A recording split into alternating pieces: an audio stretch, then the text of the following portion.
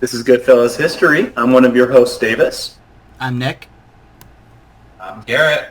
And today we're going to talk about a few subjects that I wanted to go over. One is the eviction moratorium. One is going to be about Cori Bush. And then we're going to kind of get into my thoughts on, affordable housing and landlords. So, there's been a lot of, weird information going on with the eviction moratoriums.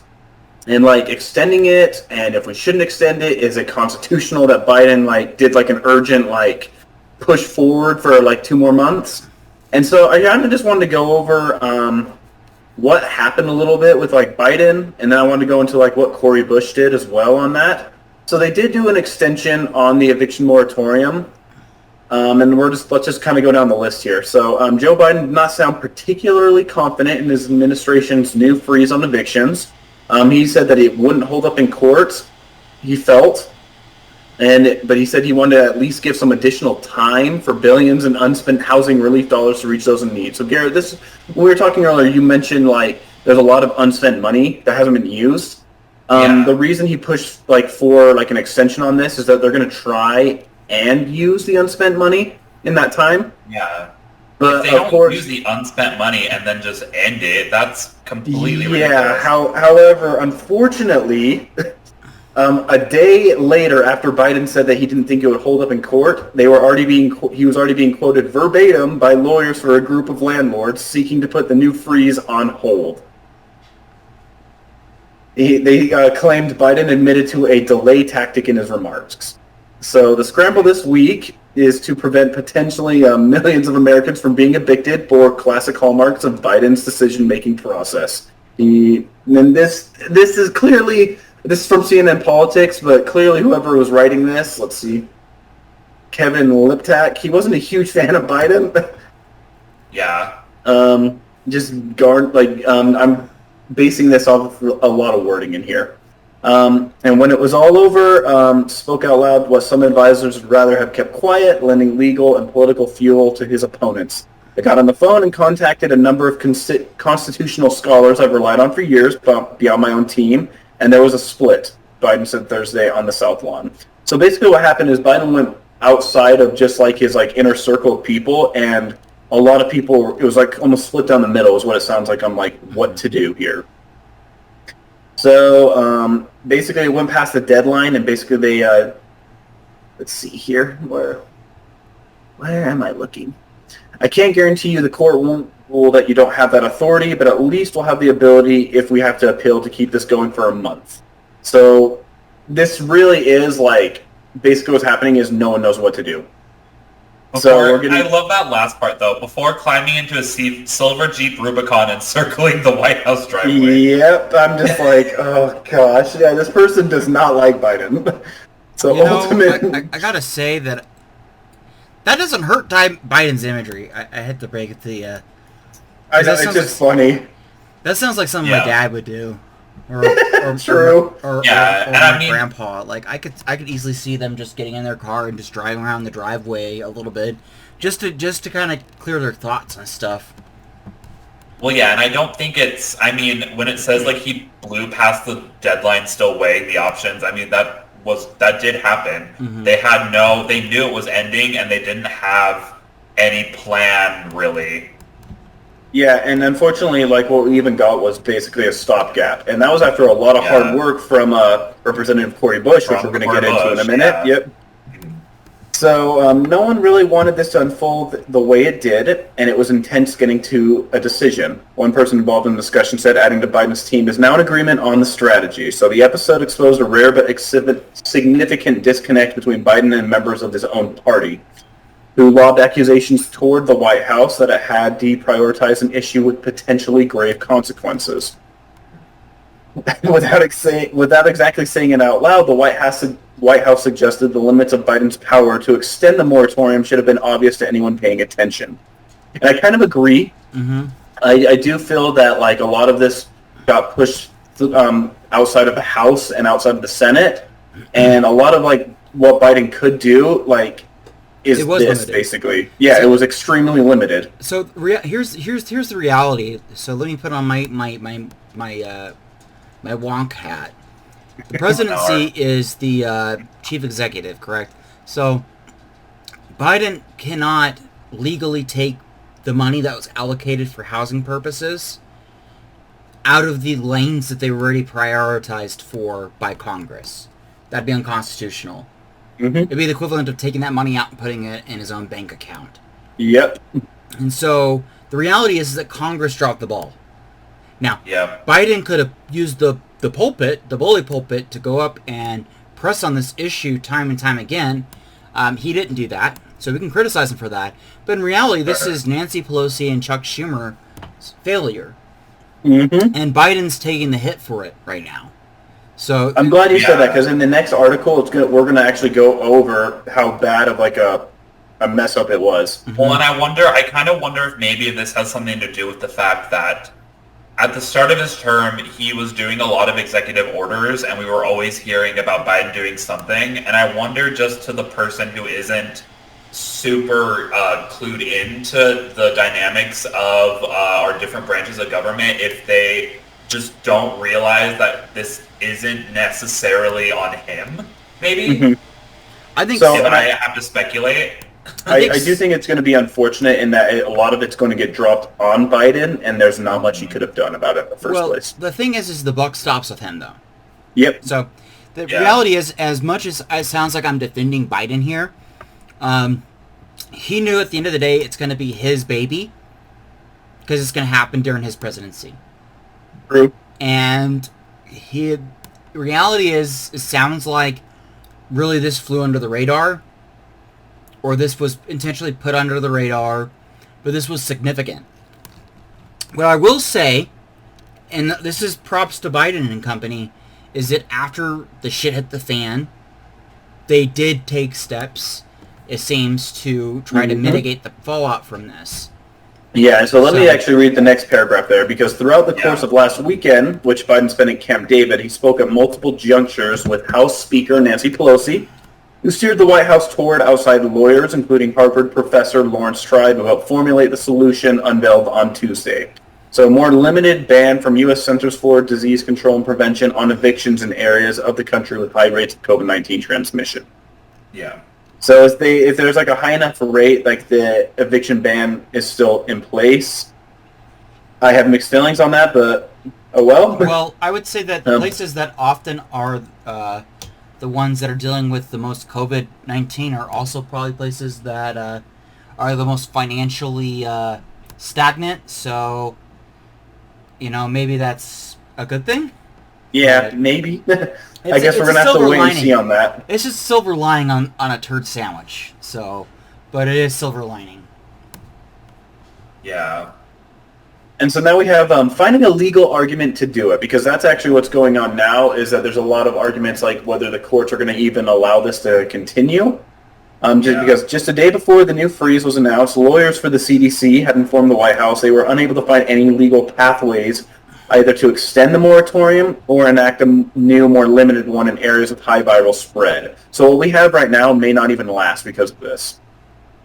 So after consulting with legal advisors both inside and outside the White House, had asked them to look into that option the night before. On Monday afternoon, a senior official told reporters the administration had not identified any legal avenues to extend the moratorium. I'm going to skip this part because it's just basically word salad, but last week Sperling had been among the top Biden aides, along with domestic policy advisor Susan Rice and National Economic Council Director Brian Deese, who had lobbied their colleagues to reconsider the president's legal options for prolonging the eviction moratorium, aware of the looming deadline. So basically this is talking about how he got made aware of the deadline and whatnot. But top administration lawyers had been clear that doing so could risk both running afoul of the Supreme Court and potentially endangering Biden's ability to enact further emergency public health orders in the future. This is what I really want to talk about here. Basically, because of how it was handled, down the road, we may have even worse outcomes. We may not be able to have an eviction moratorium again if the Delta variant really starts kicking into gear through this course of action because of how poorly this was handled. Yeah. Which kind of kills me. I mean, I understand that there was a deadline put into place, but again, back to the money thing. How can't there be an argument like, hey, we haven't spent all the money yet, and we have money to give. It's not like we're letting the landlords hang out to dry. You will get your money. So how have they not been able to spend all the money, and whose fault is that? Once again, that housing, it was not just towards landlords. It wasn't just for that, Garrett. So some of the money that wasn't spent was because they over-assessed those lanes of spending and under-assessed the lanes of spending that we're seeing right now. Yeah, so basically a lot of it got bottlenecked in, like, things that were unnecessary. And add on top of it, the reality is Congress would have to pass legislation to reauthorize that money to be used towards those landlords, towards basically preventing people from being evicted. But the thing is that could lead to a constitutional problem, because some of that money might already been ceded or been prescribed to be used elsewhere as well. It just hasn't been spent yet. So it would actually just be easier for Congress just to reallocate even more money towards this. But then again, you have to get people to vote on that and get them to actually go along with it. Well, and when we say they kind of overestimated the money, I think the figure that I saw, I want to say less than 10% of it has been spent. Mm-hmm. It was that overestimated. So, no, it's, as I said, it was overestimated. Like, they allocated money for different areas to, like, handle different spots of it. And so some of it, like, got spent for things that we needed, but other things have just been bottlenecked because, like, the areas of business that were like, hey, we might need money down the road, haven't needed it. Mm-hmm. Oh, okay. And so it's like basically a lot of it's not getting put into the system because it was a failure to allocate funds to the correct areas. Okay. So it's the fact that some people were double dipping their chip. Mm-hmm. So a lot of small businesses got a considerable amount of support by the government during COVID. Add on top of it, a lot of the monies that were allocated for this housing, I mean, there's various forms of housing that people live in. So homeowners, people who own homes, most likely were able to keep their jobs. They were able to relocate and do, what's the word? They were able to work from home. Basically, they were able to work from home. They were able to transition to that. And a lot of it is because these people worked in office jobs. And so, like, their stream of income was not disrupted near as much. And so that has something to do with it. So, in reality, like, what this is that money that's sitting aside was oh shit money, and they didn't, and no one was really asking deep-seated questions of that allocation at the time, because they were trying to get the bill through. They're trying to get this legislation through. So that money that hasn't been spent, that 90% that you saw, has been pre-allocated to certain parts of our economy. So homeowners, what are they called? Townhomes, things of that nature. What we're finding out is people who were able to afford those tenements were less likely to need assistance from the government as people living in apartments and other form of traditional tenements inside the municipal areas. And so, really, it's once again it just came down to the fact that everybody knew that this deadline was coming. It's just they did not want to retread old ground to basically try to find a way to push this on further. And before the Delta variant became a bigger issue, I mean, you got to think that Congress, like Nancy Pelosi and company, scheduled Congress's actions months in advance. Mm-hmm. So everything that's happening right now was planned out in April, before the Delta variant became big. Yeah. And so they thought that this was like going away. So now, in an ideal world right now, everybody who needed to get a vaccine got vaccinated. The Delta variant is literally just a variant floating out in the population, but it's not that big of a deal. And the economy is booming again. So this wouldn't be as big of a deal. This wouldn't have been as big of a problem. Problem is that our economy has opened up, but we haven't gotten vaccinated. There's a lot of disinfo out there. And I was going to say, we haven't reached herd immunity. The Delta variant's starting to kick up again. Mm-hmm. Like, it's just... And the economy is probably going to start slowing down going into the winter. just because of that. So, and there's a lot of variables into this, but Yeah. that's one reason why that happened. And Garrett, I'm glad you brought that up because there's probably a lot of people who think like you do. Like, there's a lot of money. Why can't they do it with us? Well, legally speaking, that money, it's like if the state had money for public spending on roads, well, why the hell aren't they fixing the sidewalks? Well, it's because the sidewalks technically aren't part of the road, even though that they kind of are. But the money's allocated for public roads. We need money allocated for sidewalks. That's why. Okay. Now, and unfortunately, to make matters even worse, this moratorium we got really only came in part because of Cori Bush. So I kind of want to get us over to this article as well. Yeah. Because now, this is from, Queen. This is from MSNBC News. This is Democrats cheer Representative Cori Bush's eviction moratorium win, even if it's short-lived. Oh my gosh, this freaking news site though. So this is by Lay and... So we have Lay and Caldwell and Haley Talbot. This is an article by them. So Representative Cori Bush spent 3 nights and 3 days on the steps of the U.S. Capitol, scoring a victory that may prove to be short-lived, but that fellow progressives are hoping to turn into future wins. So in a Washington has struggled to function, split not just along partisan lines, but across a spectrum. Very beautiful wording here. That has divided politicians into ever-shrinking silos. Getting anything accomplished can often feel impossible. Yeah. But Bush, a Democrat from Missouri, tasted momentary victory this week when the White House relented and reestablished the eviction moratorium. So as I said, this is like a half win. But we might not even have had this without Cori Bush. Mm-hmm. Yeah. So Democrats heap praise on Bush. I used to ask myself, does it matter that I'm here instead of somebody else? And you've now answered that question. It matters that you're here and not somebody else, said Elizabeth Warren from Massachusetts.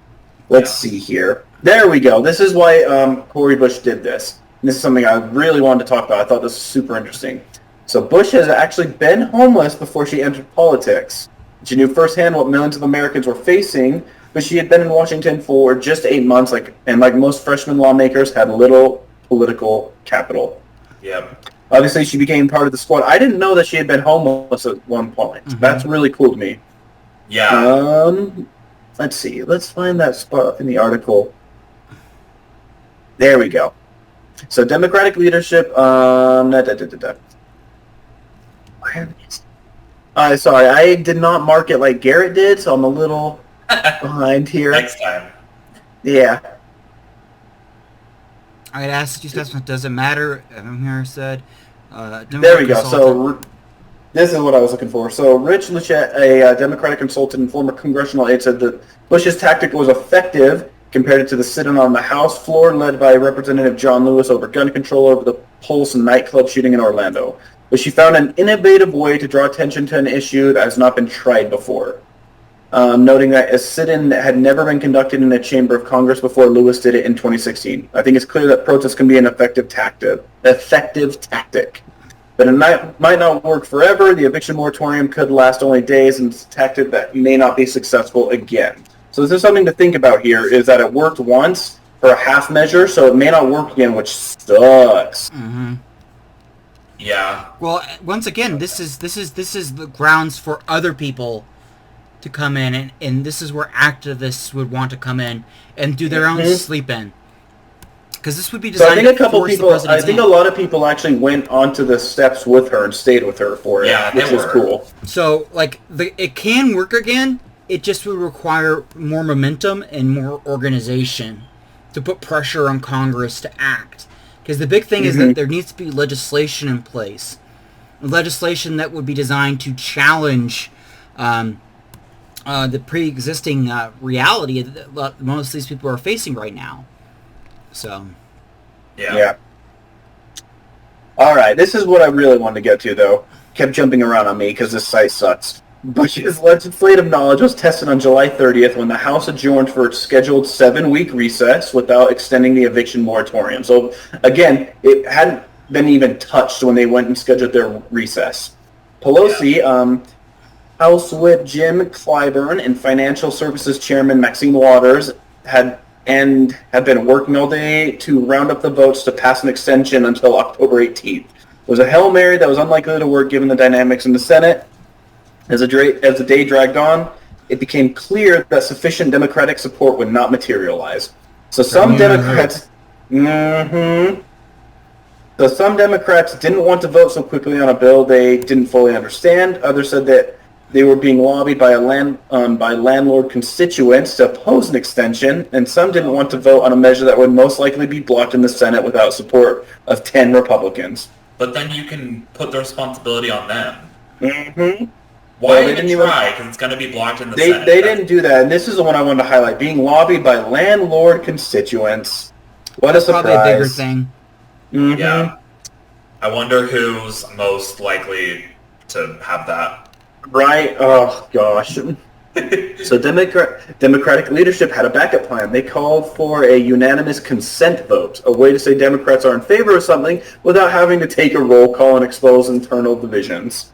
Republicans would have blocked it, and then Democrats could have tried to point the blame across the aisle. So basically they wanted to do a vote that, like, wouldn't call for, like, who actually voted for which side, which is really lame.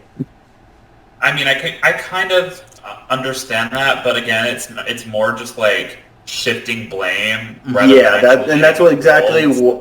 That's exactly what made Bush furious about the lack of a roll call. Though she met a Representative Alexandria Ocasio-Cortez in a women's caucus reading room off the House floor to strategize.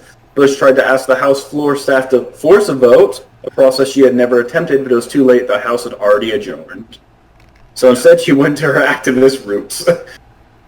Bush and Ocasio-Cortez broadcasted an Instagram live to the New York Democrats' 8.7 million followers. It launched a 5-day marathon of sleeping on the Capitol steps, television interviews, planning with her colleagues, and attempting to influence decision makers.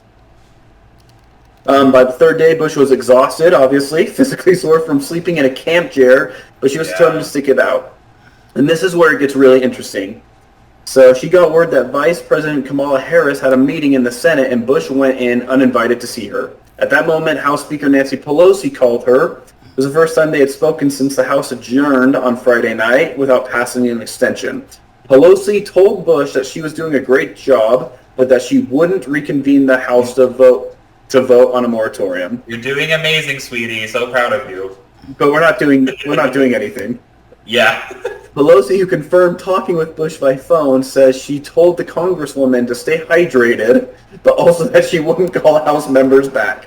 We're not calling members back, she said to her, adding that Bush needed to be focused on the White House. I don't go to the floor and lose.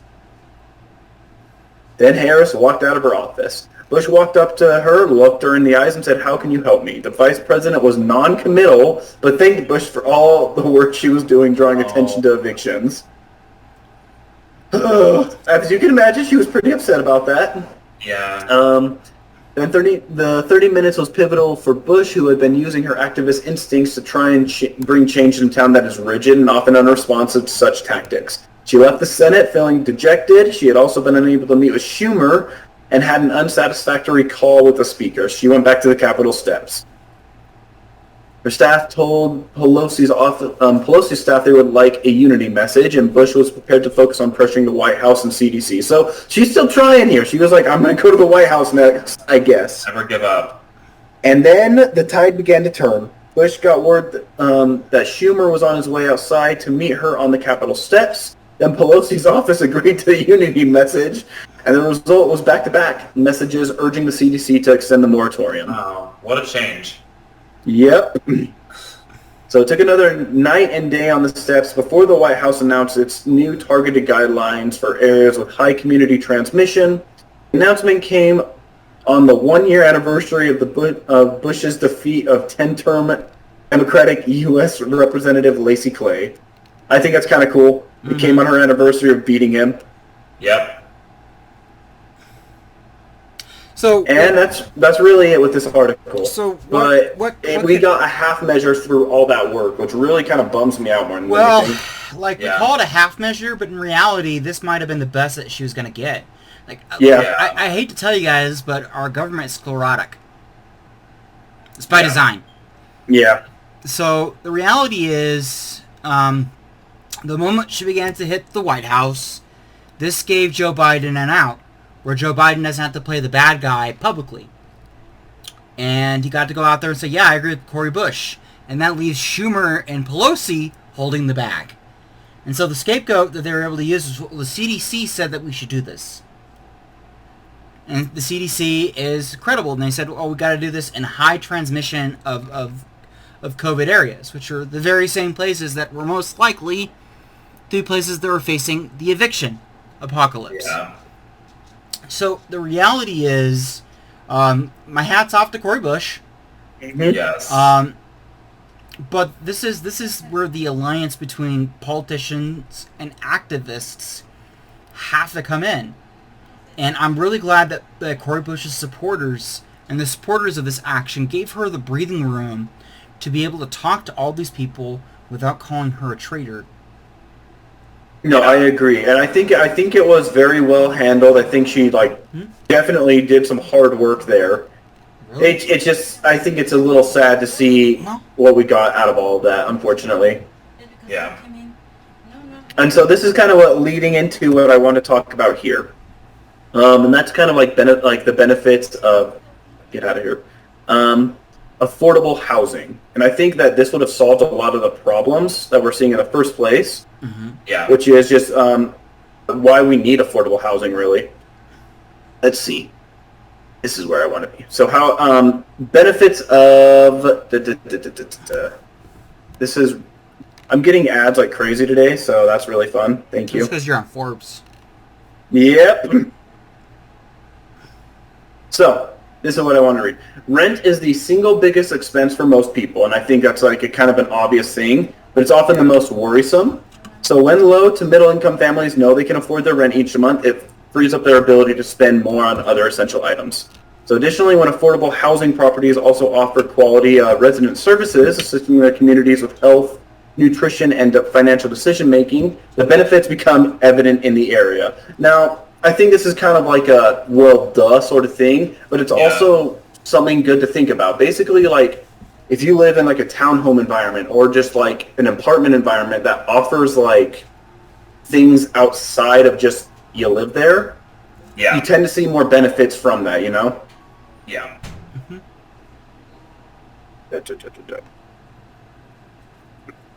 There we go. It's been reported that building 100 affordable rental homes generates $2.2 million in sales and other taxes, as well as additional local government revenue from tolls, city fees, etc. This is just by like local standards.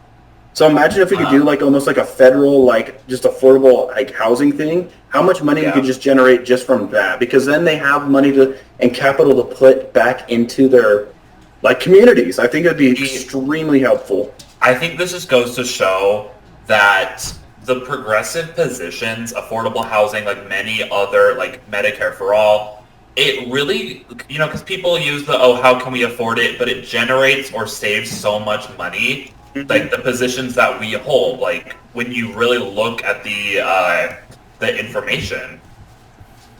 Well, not just that, but I also think like it just increases like with like your standard of living as well. Like imagine how much better it would be if you didn't have to worry constantly about putting money just into your rent or just into like living. Like you could have capital to explore other things. I think that like the human well-being would be just drastically better. I know. I wish we could get past, and you know, we probably never will, but I wish we could get past that talking point of how can we afford it? How can we afford it? How can we afford it? It's like look at the economic activity this will generate. Look at how much you'll save in medical costs like per year when we, you know, have Medicare for all. Like I just wish we could get past that, but we probably never will. And so no, I agree. This was the other thing I wanted to highlight here. Because of what we talked about earlier, crime at the property was reduced. It allows residents to feel safer and secure in their own homes, and also these successful efforts to improve conditions at the property convinced city officials in the Nathaniel Q. Henderson Elementary Schools to reopen. Just really cool stuff. Like when you see this, it just has benefits to it. It has like simple benefits, but compounded together, I think it would be extremely useful for us. it's almost as if investing in local economies and local communities have long standing tradition of actually being an effective use of taxpayer dollars as a method or as a mechanism to stabilize our economic output. It's almost as if allowing the market, which is easily manipulable, easily controlled by monopoly forces, to make decisions on where people can live and where people can't live, is not a real rational way of trying to organize their society. Mm-hmm. So, well, since we've gone full lefty on our audience today, let's finish off here about landlords. yeah. There's really only one line I want to go here. This is from The Social Review by William Sorensen. This person is from the UK, so never trust a British person. Damn Brits. They can take their monarchy to the... Oh, God. I have nothing against British people. Let's see. I have nothing against British people. Free Northern Ireland, you British bastards. Honestly. So this is coming actually from personal experience as well. The author here, he said, I spend a lot of time talking with my mom. Sometimes when I'm at the tills, our conversations spin around in my head, oftentimes out of sheer bewilderment, but there's a modest kind of genius that can only come from parental discourse in your mid-20s. About 2 months ago, during one such conversation, she made a bold statement. So bold, in fact, that it's been rattling around in my mind to this day. It was a bold statement that would put a middle-aged Welsh public sector worker in intellectual allegiance to Kerr Hardy, Adam Smith, and Mao Zedong. Not the most natural of coalitions, but there exists a dialectic that can unite all, from the most influential thinkers of our time to a part-time physical rehab nurse for the NHS. What was the statement? There shouldn't be landlords. I know. As I said, this article was really fun, so I kind of just wanted to read through it. It was a short, hardly argued point, but she is a short, seldom argued with woman. There's a class of people that just straight up shouldn't exist. Not that they shouldn't be controlled, not that they should be tempered, that they should be regulated, but that they just should not be a thing that exists within our society. In fairness to her, she hadn't found this position within the petite bourgeois walls of high socialism. She's never read a word of capital. She definitely doesn't know who Engels is, and probably finds Labor's annual singing of the red flag at conference to be a genuinely unsettling experience. So basically saying she's not a commie. But people would label her as a commie if they heard that, even though she doesn't read the literature, she doesn't really, identify as a socialist, but the idea, people call Biden a Marxist, they would totally call her that, even though it's almost as if they're well, Garrett, here's why she said it, though. Yeah. Yeah, but here's why she said it, and this is actually the sad part. She found this position reading the eviction notification we'd received for our privately rented home near 2 years ago. Our landlord had been affected by the stamp duty increase in the Osborne budget in 2016. He chose not, as some would argue he should have done, to simply reduce his profit intake or to live a slightly less lavish lifestyle. He chose instead. How ask that of him? I know, it's brutal.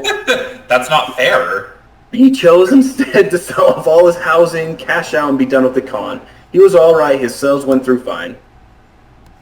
This reflects one of the many problems posed by the role of the landlord within our modern mixed economy. The state passes legislation to increase taxation on additional home ownership. This guy, he says a sensible decision. I'm like, okay, whatever. Which results in, at the very least, 10 families now having to look for new housing within a very short period of time at the expense of the state, and not particularly sensible end result. So what can be done about a class? I refuse to refer to landlordism as a profession that does not react to market forces to solve a problem, nor reacts to state intervention in a manner that actually favors redistribution or the human right to shelter. Irrelevance and eventual disillusion. Yeah, I would say that the landlords are a holdover from the medieval era. No, I agree. I 100% agree. It's in the fucking title of landlord. This person owns a huge amount of land, and they invested in the real estate, and they passed on that investment to their children, sold it off to local interests, but that land is still owned by one consortium instead of the people actually living on it. So it's essentially the equivalent of a modern day, what were they called? Fief. It's just Yeah, no, I a modern day 100% thief. agree. That's all it is. I It's just a 100% agree. modern day thief. That's all it is. This is what I really wanted to kind of end on here. It says, because let's be fair, what on earth do we need them for? And then this quote, this is the paragraph I really liked out of this. Do the landlords create properties? No, that's the builder's work. Do the landlords uphold the properties? No, that's the plumber, the electrician, or the carpenter's work. Do the landlords protect the property? No, that's the police's work. So what affords them the ability to charge us rent other than the system that we alone are responsible for creating? Nothing. They are able to charge us rent because at some point they came into extra capital that the tenants in society didn't and decided to expropriate other people's work into their own pockets. There's only a limited amount of land, it's a giant scam, and it isn't sustainable. And I could not agree more. I just think that, like, what in the end, what do landlords really create? Nothing. And, yeah, exactly, nothing. And so it almost leads back to everything that we're talking about here, the eviction moratorium. What Cory Bush did. How do we benefit from more affordable housing? So most people, when they think of landlords, they think of like a curmudgeon old guy and his wife, and who secretly have a heart of gold or something like that. They're just decent people, and yeah, there are landlords that are like that, where they're just decent people. They own the properties. They're trying to maintain it. But the vast majority of the landlords that we're talking about are corporations. They're business enterprises. They're not even a person. It's a corporate entity that just is like, how do we siphon more money? Exactly. And so they're landlords insofar as corporations have a level of personhood when it comes to our laws, which is fun. But that's the reason why. So the reason why so many Democrats were chiefened by this is because, those landlord consortiums, once again, sounds like those, scrappy small business owners coming together to, protect their interests, when in reality, it was corporate interests, most likely strong ties to Wall Street, who have deep pockets, who are saying, no, we don't want this extension any further. Yeah. The thing is they already got the money. Yep. They already got the money. And that's really what I wanted to harp on here, is at the end of the day, we may have gotten like a bit of an eviction moratorium extension, but the money that was going to protect those people is already kind of spent. Like, the rest of it's being allocated elsewhere and probably won't get used, and the landlords already have it. So it doesn't do anything. It's not protecting people anymore. The money got siphoned to people that haven't really contributed to this. And a really other important thing to take into consideration is most of these landlords actually own the property. This isn't mortgaged. This is owned real estate. And so, like, houses have mortgages because most people don't have $200,000 just to throw down. A mortgage is a specific kind of contract between a bank and a homeowner. It's a contract that has financial ties to it. So, like, anybody who has a house owns the mortgage, right? They own that mortgage, but they don't own the deed. The deed to the house is still owned by the bank. You own the mortgage, the bank owns the deed. Now, the fun thing is that the bank really doesn't want that deed. They want you paying your mortgage. Okay? But at the end of the day, you want that deed. You don't want that mortgage. It's one person's liability and another person's profit. And it all sums to zero at the end of the day. Landlords, that function doesn't exist at all. You own none of the property that you're actually in. You have some basic rights of privacy, but that's about it. You don't own any of the property. There's no capital accumulation happening for you. It's all in the landlord. So they're the only ones that are benefited from this process. And that's how they're able to maximize profits in this. This is one of the reasons why I say it's just a modern day fief. Because instead of the peasants growing crops to pay, the tithe, no, you go out and you work independently. You come back home and you pay the landlord your due. Yep, and it gets even worse in that when, like, especially like in apartments and, like, as I said, the townhome communities, a lot of the times when I have things that go wrong here, the electrician or the plumber they hire are people that are friends, so they get a discount that won't do the work as well in the first place. Yep. And especially since, because I think I read somewhere that more people nowadays, this was probably a few years ago, are renting. And so it's just a huge bonus to landlords that people are deciding to do that. Because, I mean, to get a house, to own it yourself, is getting way more expensive. And so people are just like, okay, well, I'll just rent. And then, you know, obviously that goes up. You can't save money as much. And so you're kind of stuck in that rent aspect. And then, you know, you have nothing. When you die, you have nothing to give if you're renting. But these landlords, when they die, they'll be able to give their properties to their kids or to whoever. And so another thing to take into consideration is the development that happens around these places too. Like, I want you guys to think about the fact that usually, like, these corporations, these individuals, they own large segments even around their apartments. Yep. So that McDonald's that's down the road from the apartment, most likely they're the ones that actually are in charge of that McDonald's. As we talked before, it's retail, baby. And these are local corporate interests. The image of the nice, smiling, you know, manager, like this idea that somehow this is just, you know, nice, friendly people. No, these are corporations. Like the Taco Bell, like, good way to think about this is that most of the Taco Bells that are in northern Utah are probably owned by one corporate entity. Mm-hmm. And that corporate entity's sub Taco Bell, their whole job is to basically buy this retail up, hire managers to run these retail, and basically split the profit with Taco Bell. While that razor-thin profits, they might be razor-thin in comparison, but it's all going to them. And so it's a huge money boom.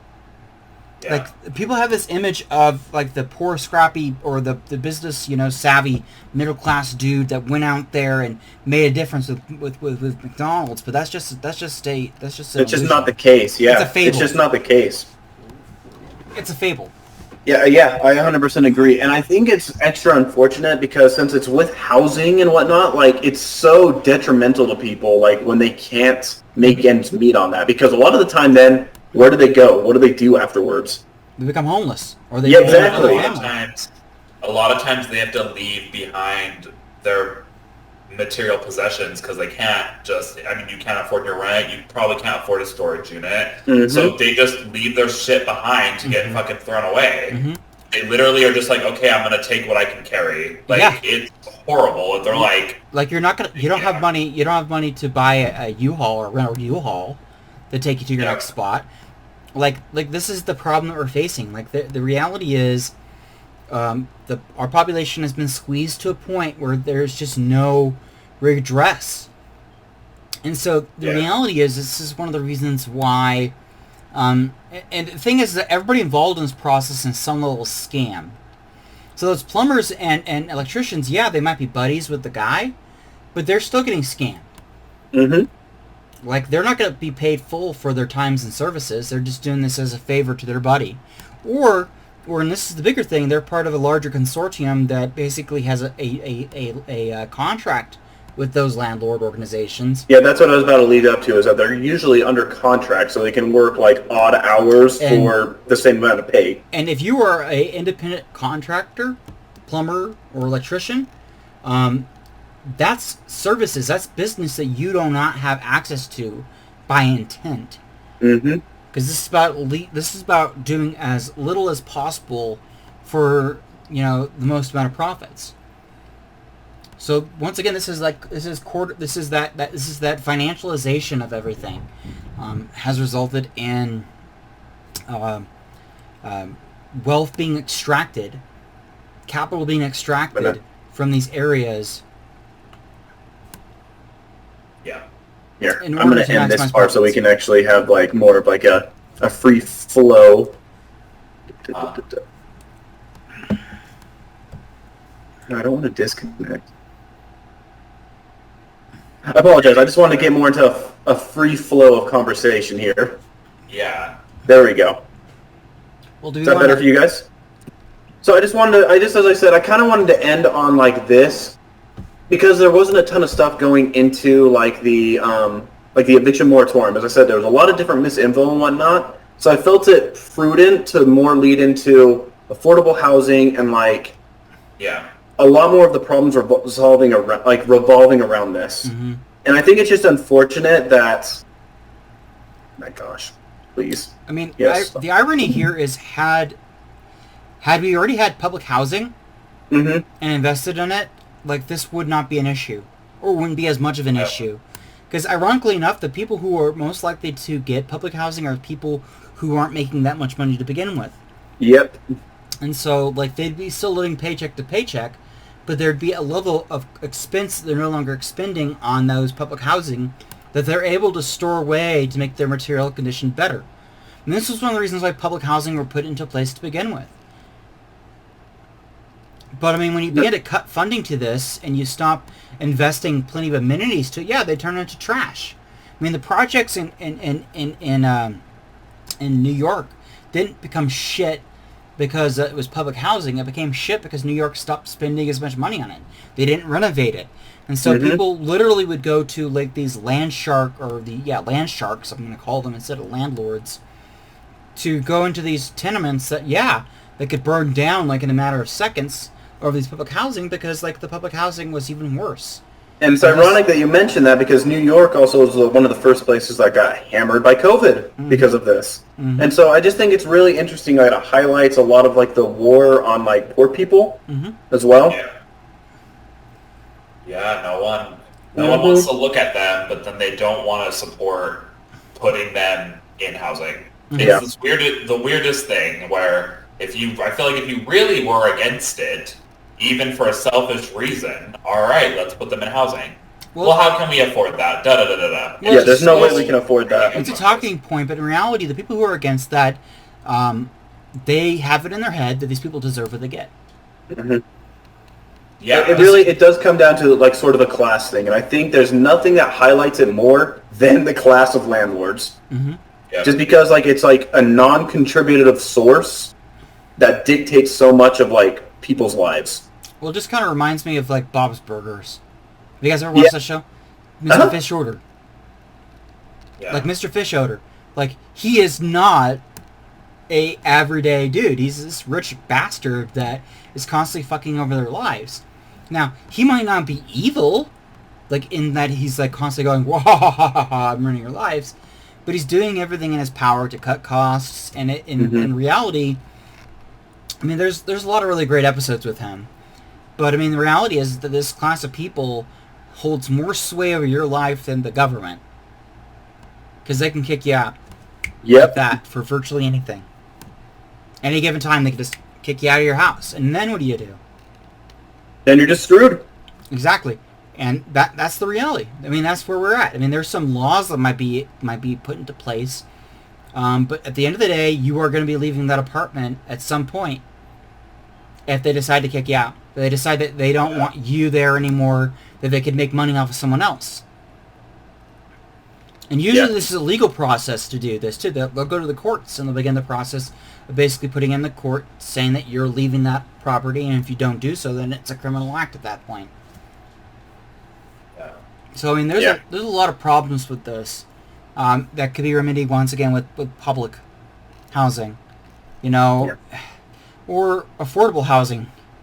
So I just think any form of, like, increasing, like, the basic standard of living would have solved the problems we're seeing with this, like, eviction moratorium thing that we were going over as well. Like, there would have been so many things that we could have just ended before they happened.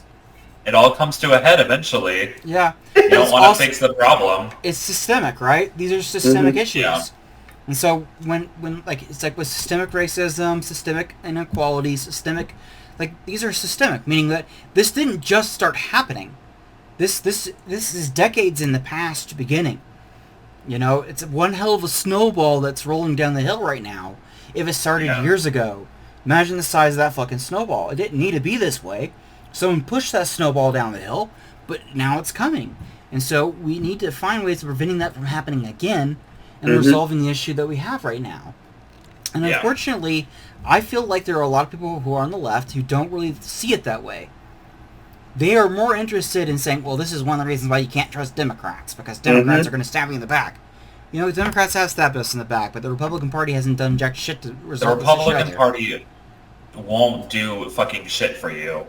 At least the Democratic Party, we can try to get more progressives in Congress and turn it into what we want to see, which is honestly, we just did that with Cory Bush. Yeah, we need to get more progressives in Congress like Cory Bush who are willing to do things like this. Yeah, no, this is proof that the Democratic Party can be reformed if they get pushed hard enough. Yeah. But Well, if we they- can't. Yeah. This is upsetting for wine moms. Like, thing is that wine moms are susceptible to this shit, guys. You just got to know how to talk to them. You got to make it clear that, it will upset their brunch if this happens. Our goal as leftists is to keep them in brunch. We don't want to take their brunch away. I'm not interested in taking their brunch away. Let them have their brunch. I'll go to brunch with wine moms. Are you kidding me? Yeah. Yeah. Brunch is wanna- great. I'll make that sacrifice, boy. I mean, who does not want mimosas, okay? Yeah. So my point that I'm getting at here is that, like, in reality, like, if you are able to convince the wine moms that they're able to go to brunch and have Medicare for all, they'll be okay with that. If you That's convince true. them, if you could It's convince more them, money, more brunches with the amount of money you More save. brunches. yeah. Think about how interesting their brunches will become when they actually have other people who are younger than them coming to hang out and have mimosas with them. Mm-hmm. Yeah. That's the reality, guys. We need to convince people. We need to make brunch have- better. We need to have these single-issued Jimmy Dore fake populist assholes. Like, they need to stop tearing down what we're trying to build here, because they have absolutely nobody. And again, I want to point out, there were people going up to Cory Bush who say they're on the left, and then they were saying, you work for the deadliest institution on the planet, or whatever. And it's like, okay, why do you feel like what she's doing right now, why do you feel that that's an appropriate time to go up to her and say that? Yeah, Also, like, that's not even like, oh, let's have a constructive conversation. That's pointing the finger like, oh, you, a fresh congresswoman who before worked as a nurse and was homeless, oh, you work for the deadliest institution in the world. You're a part of it. You prop it up, like da-da-da-da-da. Like, if you know what I mean? It's so freaking stupid. It doesn't do anything. It's so self-destructive. I would say that, once again, this just goes to show you the mental maturity of most of these folks. It's like with They're our children. channel. Like, the video that has most of our views and most of our comments meaningfully really has not much to do with anything. Yeah. Just me pointing out the fact, but this is the thing. This is what demagoguery gets you. This is demagoguery. Jimmy Dore is their champion. Okay? He's their senpai. And they're going to protect their senpai. True. Well, we're getting into the Media. weeds here. We're getting into the weeds here, so I'm Yeah. going to try and pull us back. Do you guys have any, like, kind of closing arguments on either the eviction moratoriums or, like, landlords in general on that? Well, hats off to Cory Bush. What she did, very effective. An example of, like we said, the Democratic Party, progressives in the Democratic Party doing, like, making the change that we want to see. I mean, even if it's a small thing, it's, better than nothing. Yeah. And we need to grow our numbers in Congress, and we need more people that are willing to do stuff like sleep on the, Capitol, stairs for days and days. I mean, just hats off to Cory Bush. We need more progressives. That's how we move forward, and that's how we get things like affordable housing and other stuff as well. Yeah. Grow up and show up. That's what I like to hear. Grow up and show up. Okay, guess what? You're not going to get everything you want. Grow up. That's the way life works. We can get what we need, but we need to grow up and show up. And what we need to do is we need to get ready, because this is going to probably turn into a political fight. Because there's no skin in the game, and the rubber is hitting the road. So be prepared for a fight, because this is going to be a fight. These landlord associations are going to be against this, not just because they're not. It's not just because they've already got their money. It's about power. And right now they don't have power over their tenements that they're used to, and that's what's irking them so bad. I think and this is something I kind of wanted to end on as well with this, is that this isn't really a class that lefties have fought very much right now. Like, we've gone up against a lot of, like, different healthcare individuals. We've gone up against a lot of different corporate entities. We haven't really, like, approached housing yet. Yeah. So I just want to make sure, like, because I think that down the road we're going to have a big fight with this. And I just kind of want us to be prepared to go up against a new group of people we really haven't like challenged yet. Mm-hmm. Yeah. And I want to make sure we have like arguments honed for that. So definitely pay attention to this. Definitely watch out for this. And we'll just keep going forward. Well, this has been Goodfellas History. If you guys have enjoyed what you've heard about all this lefty misinfo, please like, subscribe, hit that bell, comment, and fuck landlords. We'll see you next time. Bye. Down with landlords.